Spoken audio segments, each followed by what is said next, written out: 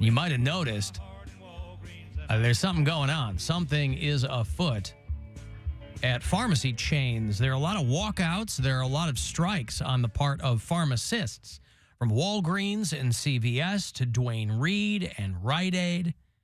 I've seen articles where they're calling it Pharmageddon because these pharmacists are the staffing levels and the availability of people working those jobs.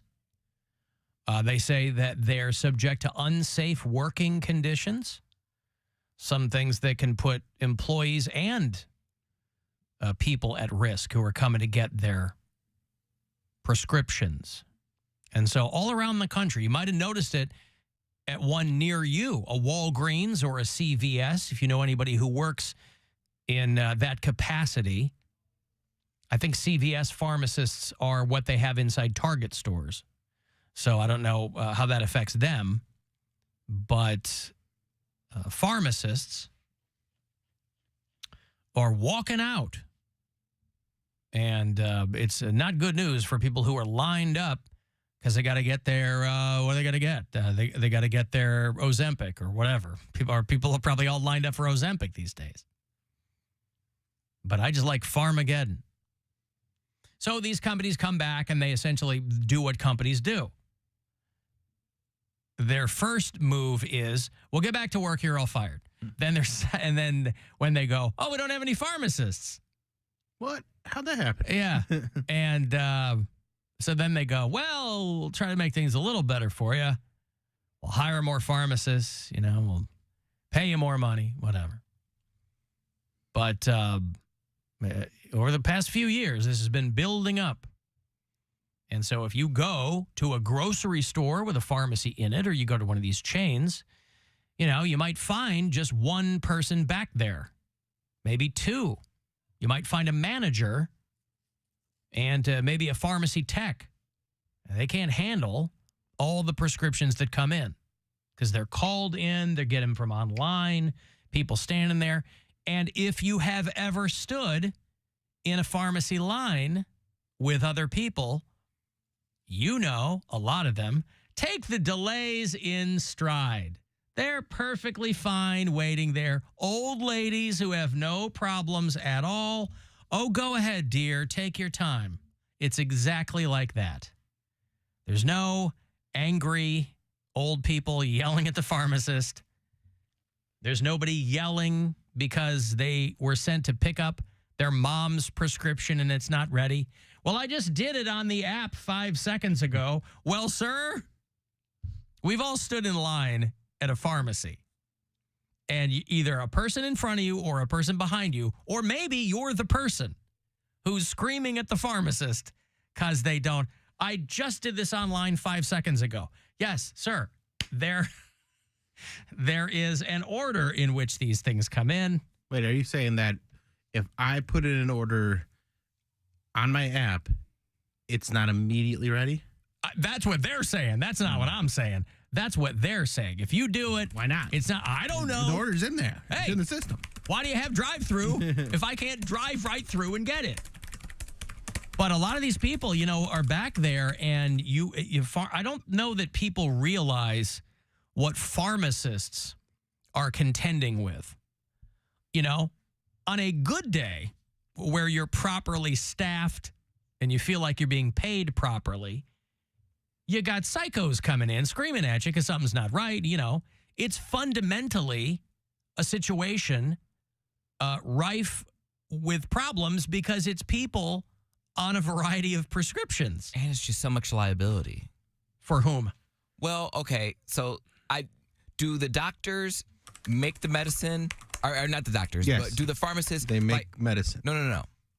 Do the pharmacists, make the pills and stuff at the pharmacy, or does it come? Are you asking if they're back there making pills? They might alter it. I don't know. They're doling them out. There's a million things they've got to do. They've got to make sure that they're giving someone the proper dose. Yes, and that's what I'm saying. So even and if the right medication, the right dose, the whole thing. The right medication, the right dose, and then say if there's not a pharmacist there, there's pharmacy techs who are essentially the assistants.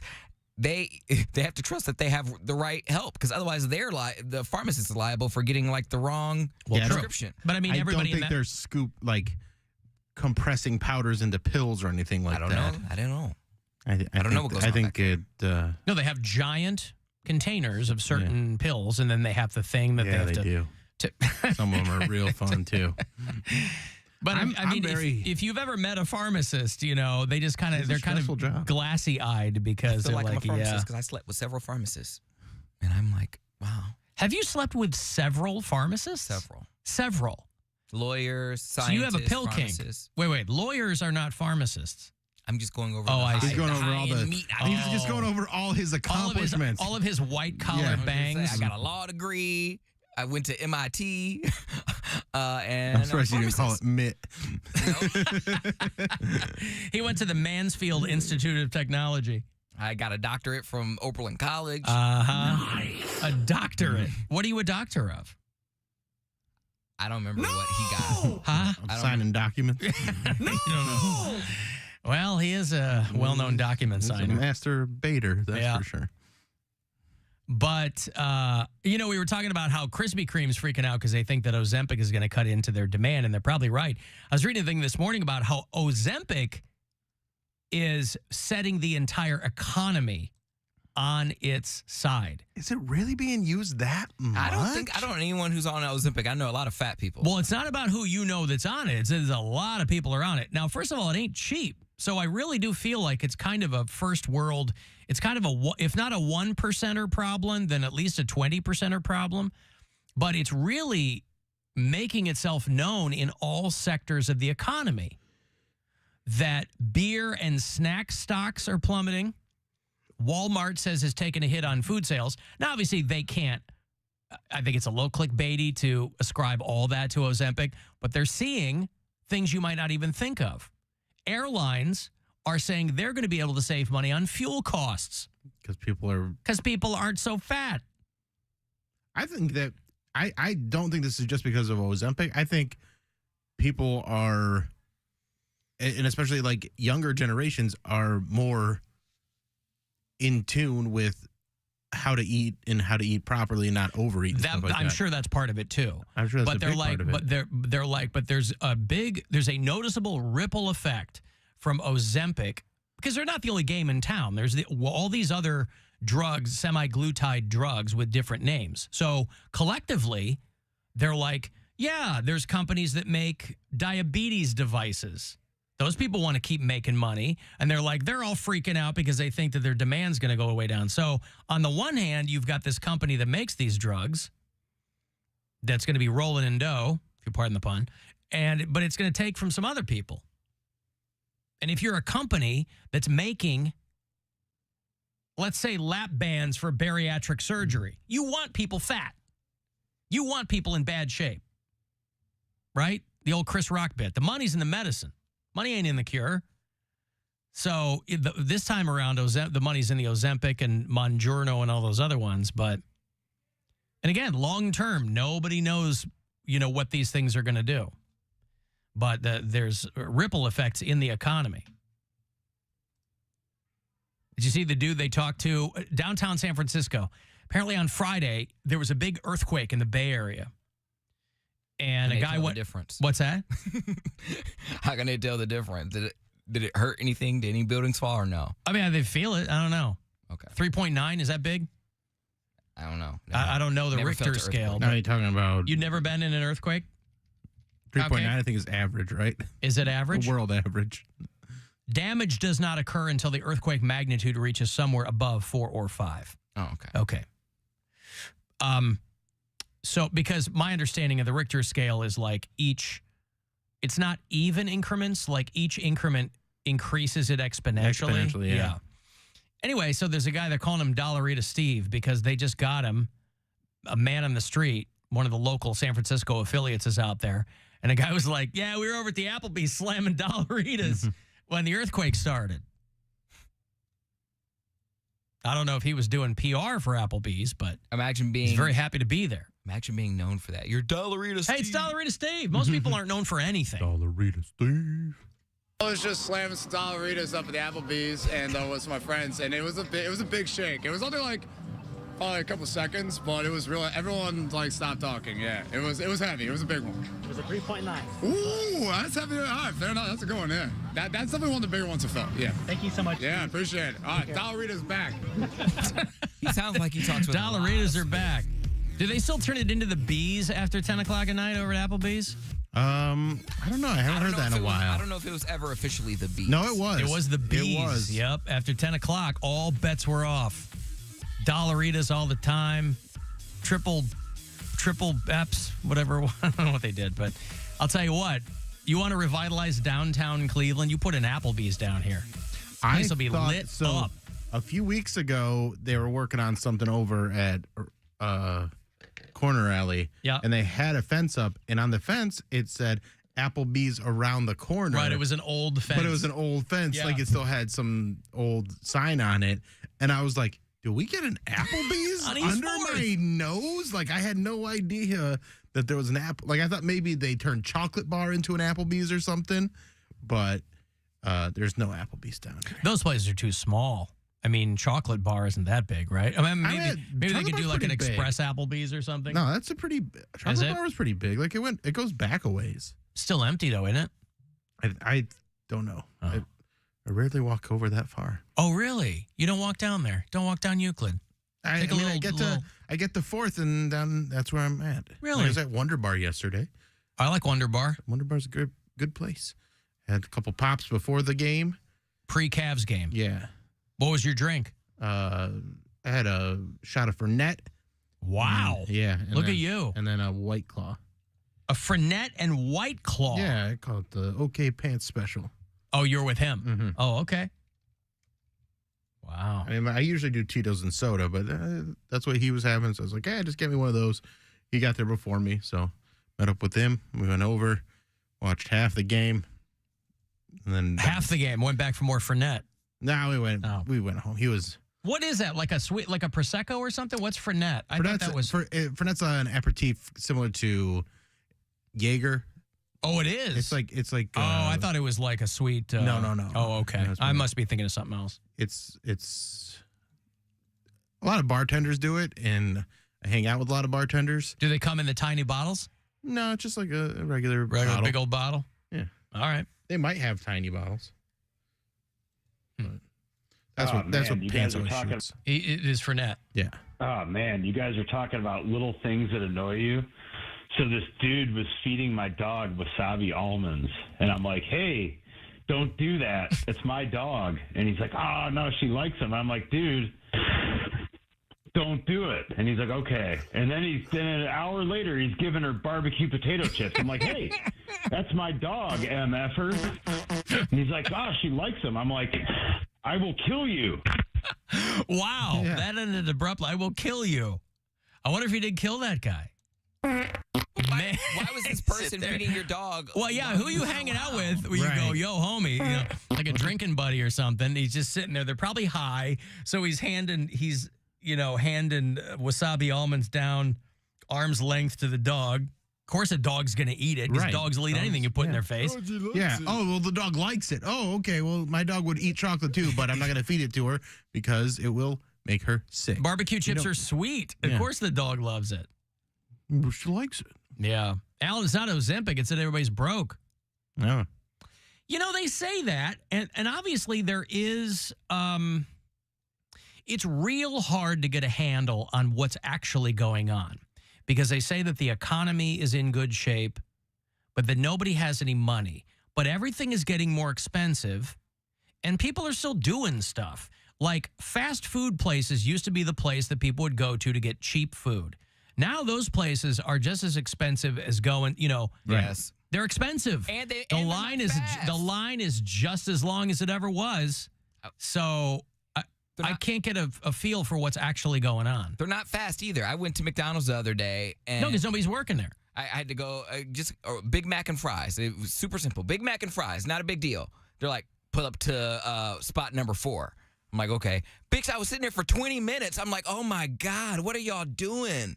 It's a Big Mac and fries. That's like that's a number one, ho. Like, I don't understand. It's the number one on your menu. Number one. It's a number one, ho. Big Mac and fries. So it's like when I went through McDonald's a couple of weekends ago, and I just wanted to get an orange juice, and she goes, "We're out of orange juice." I go, "You're out of orange juice? Like, isn't that like a staple of breakfast? You guys are bringing items in to serve to people. How did you run out of orange juice?" A lot of people order orange juice. They didn't have enough. I guess so. I need a McGriddle, man. Those things are like crack. I haven't had a McGriddle. I haven't had McGriddle in like a year. Have a McGriddle in the tub. Ew, in the tub. That's how Bill does it. He got a Frenet in one hand. He got a McGriddle, Frenet, whatever. And he's got a McGriddle in the other. And he's in the tub. And there's a girl at the other end rubbing his feet. I was going with, if it's like crack. Die in the tub. Oh, like Whitney. Oh, that's unfair. That's unfair. Yeah. Well, that's a number one, ho. It's a number one. I was first on the list. I couldn't tell you the last time I had a Big Mac. I'm going to order one just so I can order it that way. Except you can't do that anymore. You got to go through the drive-thru because now you go in, it's all kiosk, right? Every place you go into now, they don't want to know from you. You don't walk up anymore and talk to anybody. And even if you go through the drive-thru, they prefer if you use the app. They're like, did you use the app? Well, next time use the app, you piece of garbage. That's what I tried with Dunkin' Donuts. I stood there for 25 minutes. Dunkin' Donuts. Yeah. Yeah, it's weird. I mean, the lines are as long as they ever were, and everything's more expensive. So well, people will have a lot of debt, and they're making it work somehow, but I don't know. I mean, people find money for the stuff they really want. I do know that. Alan, I heard TLC is going under because there won't be any more human manatees for Poundcake to laugh at. Oh, like 600. My 600-pound life. That's right. See, when I thought they were talking about TLC, I was like, "Oh, T-Boz and Left Eye." I was like, well, "Don't make a Left Eye joke." Thinking about Jason Waterfalls. Yeah, I thought they were talking about like Chili, T-Boz and Left Eye, but no. 600-pound life will never go away. Laughing at fat people. My George, stop. Hey, isn't T-Boz dating somebody wild? Or Chili? Who was Chili dating? Chili is dating one of the Matthews brothers. No, like Lawrence brothers. Sorry, like Joey Lawrence or Joey something? Lawrence. Chili is dating Matthew Lawrence. Matthew Lawrence. Joey Lawrence is newly divorced, and I think he might be DL. Oh, really? I don't know for sure, so I don't want to start rumors. I'm not trying to out anybody, but I don't know it for a fact. Well, here's how you know. When he sees a penis, does he go, "Whoa"? And the fact that he See what I did there? Yeah. The fact that he was the whoa guy, right? Yeah, nice little blossom reference. That's all I know of that guy. I never saw a blossom. He needs money. I don't understand why he doesn't go back on tour. Wasn't he like a pop star in the 80s? No, he was just an actor. He was a pop star. He had an album or two, I think. I mean, he's kept himself in really good shape. That's got to count for something. Joey Lawrence. I don't remember him ever I think he had albums. I don't think they were like big hits. I think he was more just like teen heartthrob, and then just kept acting, and he's been working steadily since then. Nothing My Love Can't Fix, Never Gonna Change My Mind. Yeah, he had Joey Lawrence in 93 and then Soulmates in 97. Yeah, but those weren't like chart toppers. He's been married 3 times. Damn. Samantha Cope, Shondell Yon Nelson. It's hard to keep him down. Michelle Vella. Hard to tie him down. Damn. Yeah. So he just remarried to this new chick in 2022. All right. Well, good for him. 47 years old. He's not bad looking, but he's very metrosexual. Like, it's almost like you can tell he pays attention to the way he. Well, yeah. If you're 47 and you're keeping yourself in great shape, but that's kind of part of the deal. Mark Wahlberg, I don't think he walks out of the house and like fixes his hair to make sure he's perfectly. Well, that's not his vibe though. His vibe is more like, yeah, I'm like a firefighter. I mean, he's like, pretended to be like a man of the people or whatever. But Marky Mark's starting to lose a little bit too. I mean, that dude's like my age, so he's still in great shape. But, after a while, you're going to look like Iggy Pop. No way around it. I got a break. It is another chance for you to grab $1,000 for 30. I will have tickets for you after the break to see Bill and Mary for Bill's new special taping at the Agora on the 22nd of December. So we'll hand those off in a bit. Comedian Rachel Feinstein is going to join us later on. Very excited to talk to her. She's doing tonight and tomorrow at Hilarities. We'll have a Poundcake sports break later on, award-winning. And we'll be back after the The Alan Cox Show. Everywhere on our free iHeartRadio app. Or whatever smart device you have. Just tell it to play the Alan Cox Show on iHeartRadio. From the Mr. Hero